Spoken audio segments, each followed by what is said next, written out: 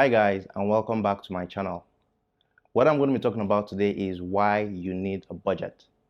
Now, I know people will have told you about the advantages of budgeting over and over again, but for some reason or another, we find out we start with a budget. After a week or two, we abandon the budget and revert to our old ways. Or in some instances, we don't even use a budget at all. But for me personally, budgeting is one thing that has significantly impacted my life positively. And so what I'm going to do today is to share with you tips on how to effectively budget and also talk about the advantages of budgeting.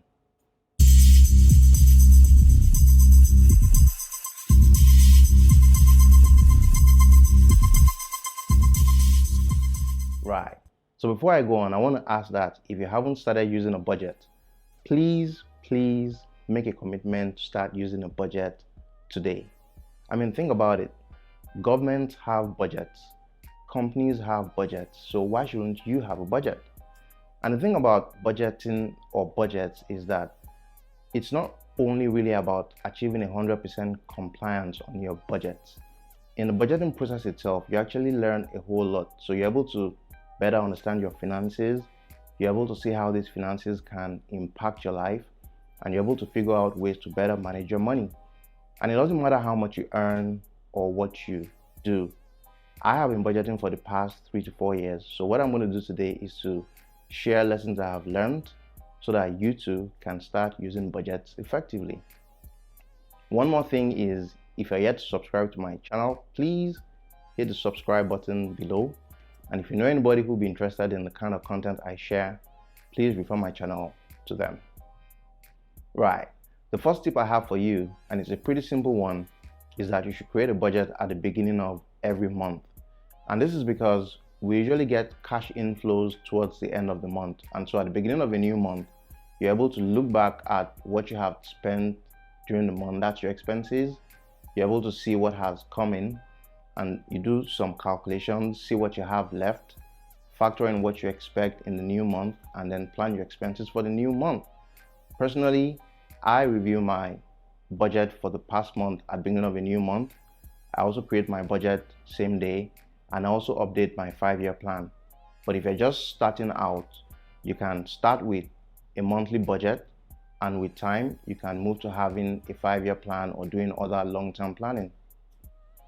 Now, the second tip I have for you is that you need to break down your budget into different categories, and you need to be as comprehensive as possible. So you can have categories to cover expenses ranging from airtime to data, groceries, car maintenance, savings and investments you want to make during the month, transportation costs, planned expenses for different projects you're handling. And the reason why this is important is because you don't want to get surprised mid-month with an expense you have to make, you hadn't planned for it, and you don't have funds to meet that need. Now, the third tip I have for you is that you need to make budgeting easy for you to do. And you can make use of an app or a spreadsheet. Personally, I make use of a spreadsheet, and that's because I typically start my day in front of my laptop and end my day in front of my laptop. If it's an app that works best for you, there are many apps available for both Android phones and Apple phones. So figure out what works best for you. If you want a copy of the spreadsheet I use, leave a comment for me and I'll make sure to get it across to you. The fourth tip I have on my list is that you carry out a daily review of your expenses for the past day, and that you make sure all your expenses are tracked in the right category. And the reason why you should do this is that it helps you have better control over your budget. Now, don't leave any expense out. Don't think any expense is insignificant. Leaving some expenses out because you think they're small or minimal really isn't doing you any good. So make sure you track all expenses and make sure you put them in the right category. Now, the fifth and last tip I have for you is that you review and reconcile your budget at the end of every month. And you need to compare your performance in that month with previous months. So you can pick different categories, compare your performance in a particular category with your performance in the same category in previous months. If you overspend your budget, don't be upset with yourself. All you need to do is identify areas of opportunity, make adjustments where required, and fine-tune your planning for the coming months. Right, so those are tips for effective budgeting.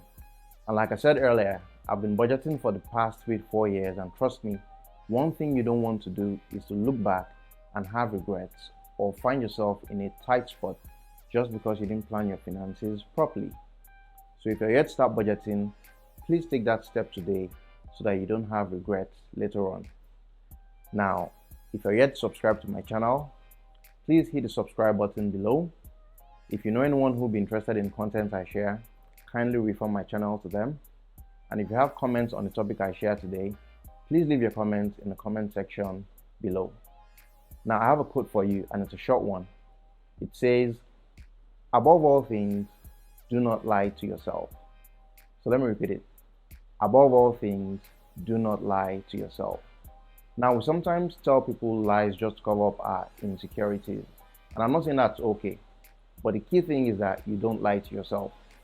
So if you've identified an area of opportunity or an area you want to improve on in your life, all you need to do is acknowledge that you have that gap, make a plan to fix that gap, and commit to that plan.